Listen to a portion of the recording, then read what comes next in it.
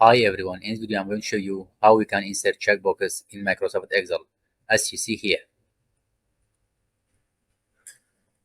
If you see it helpful, don't forget to like the video, leave a comment and subscribe. Let's start. First, from File, go to Options, Customize Ribbon, check for Developer. Okay, now in the ribbon you can see Developer. Good. Just from insert this checkbox. Bring it to here. You don't need the text, just delete it. Okay. The area is active. Whenever you click this area directly, it ticks the checkbox. So to activate a checkbox, just hold Control and right click. You see it active and you can align it with the cell. Change its size and bring it to the center. Good.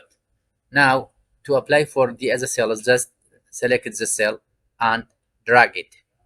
Directly you can copy the checkbox to other cells.